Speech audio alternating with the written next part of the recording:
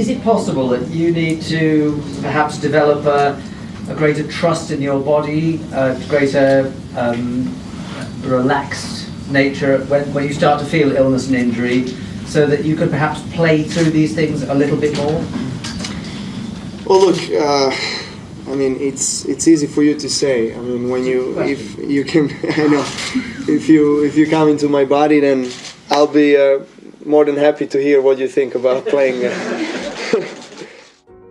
It's quite incredible seeing a 21-year-old Novak Djokovic being asked this question, but that day Djokovic retired from a Grand Slam match where he struggled to breathe and looked physically destroyed on the tennis court. 15 years later, at 36 years old, things have changed quite a bit.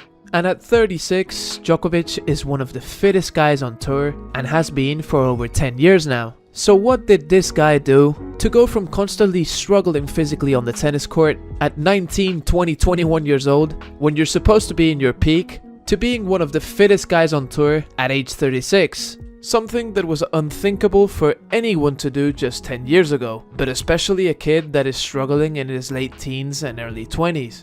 Well, there's one key element that Djokovic changed and made an incredible difference in his performance, and that is his diet.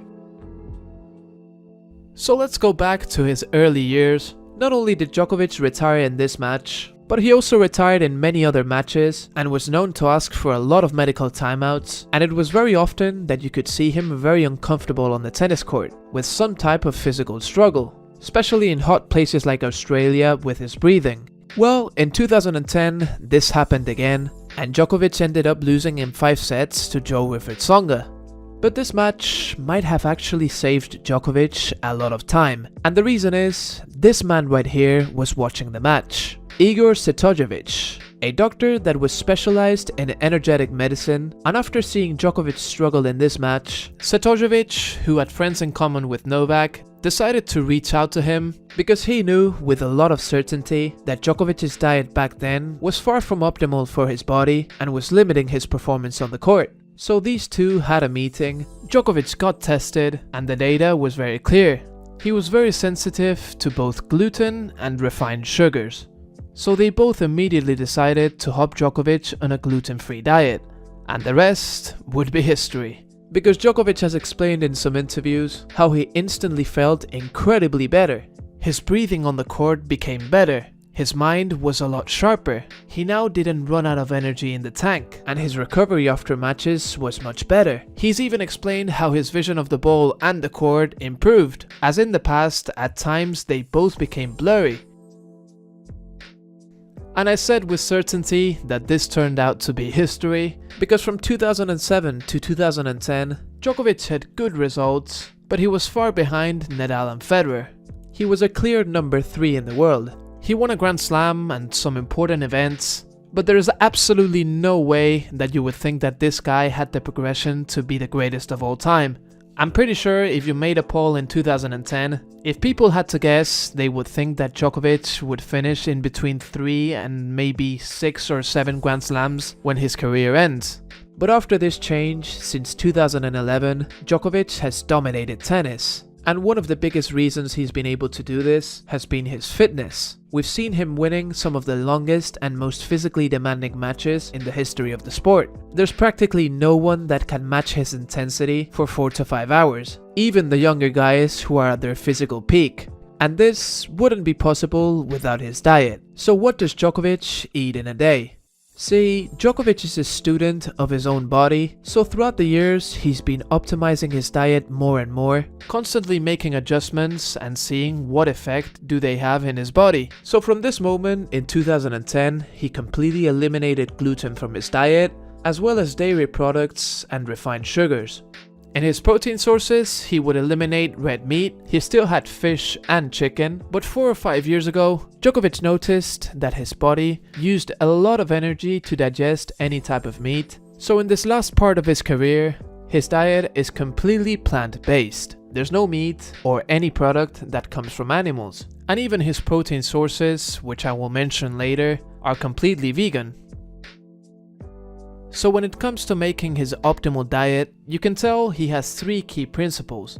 1. Stay away from gluten. Number 2. Stay away from dairy products and refined sugars. And number 3, and Djokovic makes a lot of emphasis on this, managing the energy throughout the day as well as possible.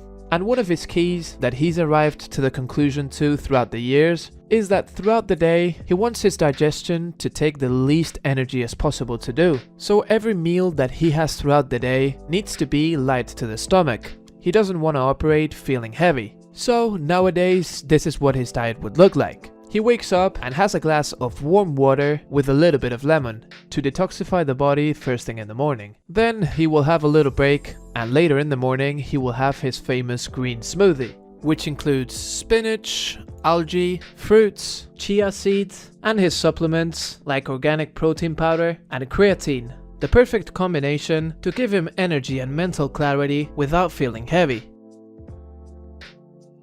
So of course, tennis players' schedule changes a lot day by day. Except for the preseason, they don't usually practice at the same time every day, as they have to adjust depending on the time they play the match and adjust the recovery after the match. So Djokovic doesn't eat exactly the same meal every day, but he insists that throughout the day he will always eat meals that are light work for the stomach. For him, this consists of fruits like apple, banana, dry fruits like almonds, nuts, dates, almond butter, gluten-free organic muesli, and all of these he will have either separately or in a bowl, mixed with one of Djokovic's favorite ingredients, which is Manuka honey, a special type of honey that comes from New Zealand.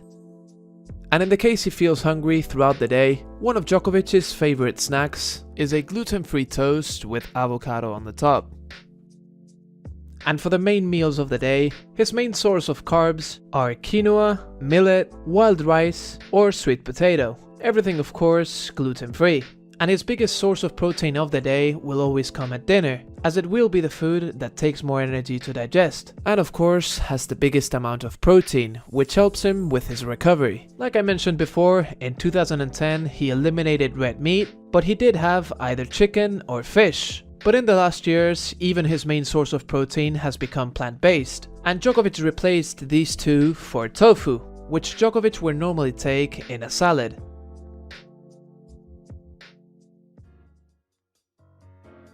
I'm not sure if many of us, if we came after a 4-hour match, after burning 3,000 calories, we're able to stay that disciplined and have just some quinoa and tofu. Sounds quite terrible if you ask me. But in this game, there's no coincidences, and Djokovic is not only disciplined in the court, but even more disciplined outside. And every single thing he puts into his body, it is intentional for his optimal performance. So when we look at him competing at that level at 36 years old, of course you can think that he's genetically blessed, but the majority of that performance comes from hard work. And even fellow players have mentioned the admiration that they have for Djokovic and his dedication to the sport. Trust me, a lot of players after winning the Australian Open would absolutely have a cheeseburger, but not this guy. So I hope you guys have enjoyed the video and found it valuable. If that's the case, make sure to smash that like button, and if you're a tennis fan, consider subscribing to the channel. If you're listening to this, I wish you an incredible 2024, which for tennis fans is surely gonna be very interesting. All of this said, I hope I can see you all in my next video. Peace!